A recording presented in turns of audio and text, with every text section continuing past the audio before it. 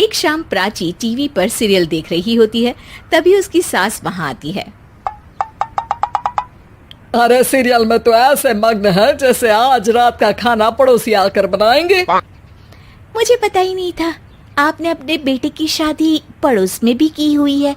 हैं? मतलब? मतलब इस घर में सारा काम बहू ही करती है, आप तो सिर्फ खर्राटे मारती हैं। अच्छा जी, फिलहाल तो तुम आराम फरमा रही हो, चलो जाओ, ये मेरे टीवी देखने का समय है। आहा, इसीलिए मुझे भगाया जा रहा है। सॉरी, अब तो बिल्कुल नहीं जाऊंगी।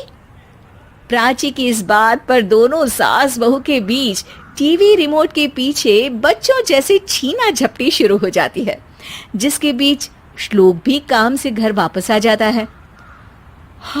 आज मेरी चूहे बिल्ली की जोड़ी किस बात पर झगड़ रही है? अरे तेरे बीवी मुझे टीवी ही नहीं देखने दे रही। अरे तुम्हारी मम्मी मुझे खाना बनाने के लिए फोर्स कर रही है। अरे वाह, ऐसे बेतुके रीजन पर तो बच्चे भी झगड़ा नहीं करते।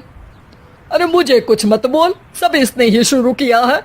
हाँ हाँ, जैसे आप तो बहुत दूध की धूली है ना। अरे बस, दोनों चुप। प्राची जाओ, खाने की तैयारी करो। और माँ तुम छोड़ो, तुम्हें क्या बोलूं, शांति से अपना सीरियल देखो, मुझे दोबारा लड़ने की आवाज सुनाई नहीं देनी चाहिए। ऐसा बोलकर श्लोक वहां से चला जाता है, जिसके पीछे पीछे प्राची भी कुछ न कुछ बड़बड़ाते हुए रसोई में चली जाती है। हाँ हाँ, सासू जी को तो कुछ बोलेंगे ही नहीं, बस मुझ पर ही हुक्म चलता है, खाना बनाओ, जैसे मैं इनके घर में खाना बनाने के लिए आई हूँ। इसी तरह शाम बीतती है और रात को श्लोक और प्राची की सास खाना खाकर सोने चले जाते हैं, लेकिन प्राची गुस्से में कुछ खाए बिना काम में ही लगी रहती है। इस घर में किसी को घंटा फिक्र नहीं पड़ता, मैं खाऊं या भूखी रहूं। प्राची कुछ देर के लिए रसोई से बाहर जाती है और जैसे ही वापस आती है तो वहां दूध का भरा ग्लास देखकर हैरान रह जाती है। फिक्र पूरी है, बस दिखाना नहीं है। प्राची दूध पीकर सोने चली जाती है और अगली सुबह एक बार फिर सास बहू का कार्टून नेटवर्क स्टार्ट हो जाता है। ये तुमने ही किया है। अरे अजीब जबरदस्ती है, मैं बोल रही हूँ मैंने कुछ नहीं किया। दोनों ने मिलकर पूरे घर को पागल खाना बनाया हुआ है।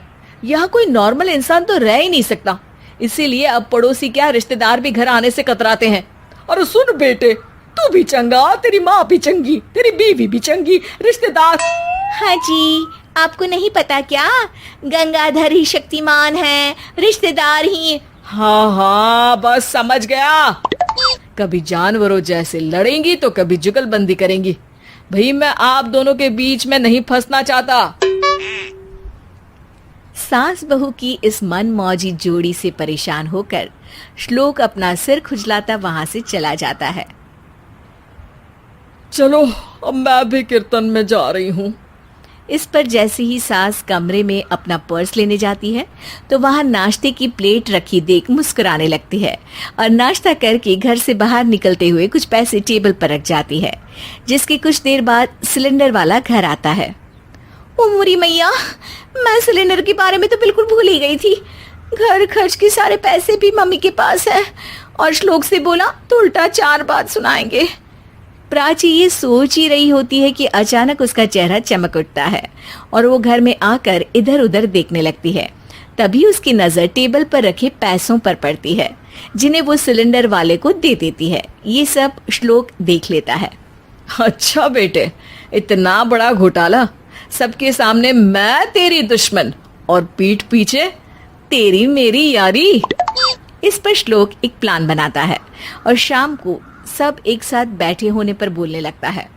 माँ, तुम दोनों की बहुत लड़ाई होती है, इसलिए मैं सोच रहा हूँ कि प्राची को उसके घर छोड़ाऊं, इससे वो भी खुश रहेगी और तुम भी। अचानक श्लोक की ये बात सुनकर सास बहू शौक से उसकी तरफ देखती हैं। अरे ऐसे कैसे घर छोड़ाओगे, मुझे कहीं नहीं जाना। अरे तुमने बोला नहीं पर मैंने सुन लिया, तुम्हें मम्मी के साथ रहना अच्छा नहीं लगता, मुझे पता है। अरे वो अरे, जब बहू खुद कुछ काम बोले तो वो तुझे सुनता नहीं, और अब जो इसने बोला ही नहीं वो तू समझ गया। जब उसे नहीं जाना तो फिर जबरदस्ती क्यों कर रहा है? अच्छा, फिर आपको मौसी के घर छोड़ाता हूँ, बस अब आप दोनों एक घर में एक छत के नीचे नहीं रह सकती। मैं इस टॉम एंड जेरी की जोड़ी को और नहीं झेल सकता। है? ऐसे कैसे नहीं रह सकते? तुम्हें इतनी दिक्कत है तो तुम्हारा बोरिया बिस्तर पैक कर देती हूँ, लेकिन मम्मी जी कहीं नहीं जाएंगी। बिल्कुल यही सुनना था मुझे। अगर दोनों में इतना ही प्यार है फिर हर वक्त ये लड़ाई का नाटक क्यों करती हो? देखा मैंने कैसे माँ किचन में दूध रखती है और तुम उनके लिए कमरे में नाश्ता रखती हो, और कैसे वो पहले ही तुम्हारी दिक्कत समझकर घर में पैसे रखकर बाहर जाती है। अरे भाई, इतना ड्रामा तो डेली सोप में भी नहीं होता जितना तुम दोनों ने इस घर में फैलाया हुआ है। तू हमें टॉम एंड जेरी बोलता है ना, तो याद कर वो दोनों भी एक दूसरे को बाहर वालों की बुरी नजर से बचाने के लिए हमेशा सबके सामने लड़ते थे, लेकिन अकेले में दिक्कत के समय मदद भी तो करते थे। बस हमारा रिश्ता भी कुछ ऐसा ही है। और वैसे भी अगर सास बहू में तू मैं नहीं होती तो दुनिया वालों को कहानियां कैसे मिलेंगी?